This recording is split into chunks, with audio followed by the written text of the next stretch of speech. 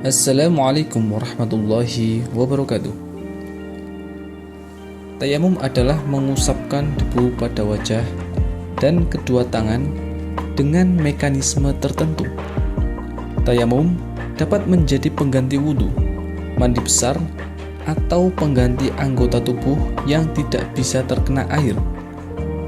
Seseorang diperbolehkan tayamum karena beberapa alasan berikut ini.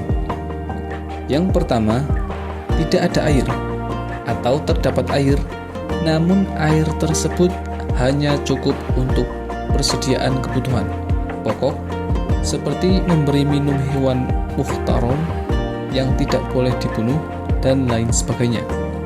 Kedua, bagi orang sakit yang anggota tubuhnya terkena air akan membahayakan jiwanya seperti kesembuhan dari sakit yang merambat. Maka kondisi seperti demikian termasuk dikategorikan tidak menemukan air. Ketiga, terdapat air namun jaraknya melebihi 2,5 km atau setengah farsah. Keempat, terdapat air namun ia terhalang menggunakan seperti karena di penjara yang menghalanginya bisa menggunakan air. Kelima, kondisi sangat dingin. Apabila cuaca sangat dingin ekstrim dan tidak ada media penghangat tubuh ke dalam kondisi semula sehingga menjadikan orang tersebut keberatan menggunakan air, maka ini termasuk uzur yang diperbolehkan tayamum. Menurut riwayat Abu Daud, Amr bin As pernah bertayamum dari junubnya karena kedinginan. Hal itu lalu disampaikan kepada Rasulullah SAW, dan Rasul pun mengakui serta menetapkannya. Dalam kitab Taqriratus Sadidah, Habib Hasan bin Ahmad Al-Kaf menyebutkan syarat tayamum ada 7, yaitu: pertama, tayamum harus menggunakan debu yang suci, tidak terkena najis, menyucikan, tidak bekas tayamum sebelumnya, tidak mustakmal. Debu terbuat dari tanah murni yang tidak tercampur dengan benda lain seperti tepung, semen, pasir, atau sejenisnya. Berupa tanah kering berdebu yang bisa menempel ke anggota tayamum. Kedua, penggunaan debu ke anggota tubuh harus berdasarkan kesengajaan orang yang bertayamum. Ketiga, mengusap wajah dan kedua tangan sebanyak 2 sesi. 1 sesi untuk mengusap wajah dan 1 sesi untuk mengusap kedua tangan. Keempat, sebelum tayamum, seseorang harus menghilangkan najis di seluruh tubuhnya apabila di badannya terdapat najis. Hal ini mengikuti pendapat Imam Ar-Romli.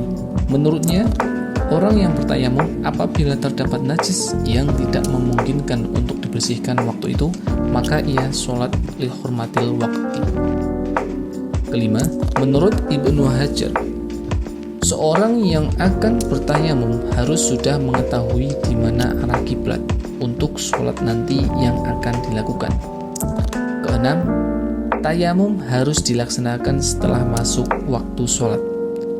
Ketujuh, 1 kali tayamum hanya berlaku untuk sholat fardu ain. Apabila ada orang bertayamum untuk sholat zuhur setelah beberapa saat, setelah memasuki waktu asar, ia harus tayamum lagi untuk sholat asar, walaupun ia belum batal tayamumnya. Sebelum melakukan tayamum, siapkan debu yang telah memenuhi syarat. Taburkan debu ke nampan secukupnya secara merata. Tayamum boleh dilakukan dengan cara jongkok di lantai atau di kursi dengan properti meja di depannya. Bersihkan wajah dari hal-hal yang menghalangi sampainya debu ke permukaan kulit, seperti lipstik, bedak, cat, dan sejenisnya. Begitu pula di tangan. Sisingkan kedua lengan baju sampai di atas kedua siku. Jangan sampai ada penghalang sampainya debu ke kulit tangan. Setelah semuanya siap, tayamum bisa dimulai.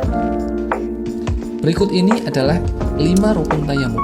Yang pertama, menyengaja memindahkan tanah dari tempatnya menuju wajah dan kedua tangan. Artinya, apabila ada orang yang ditayamumi oleh orang lain dengan tanpa seizinnya, maka tayamumnya tidak sah. Kedua, niat.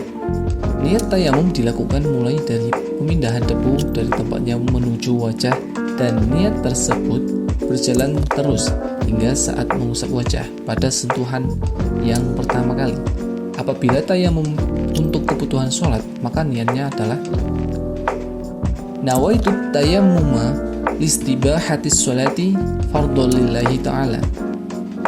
Saya niat tayamum untuk diperbolehkannya melakukan sholat fardu karena Allah Ta'ala.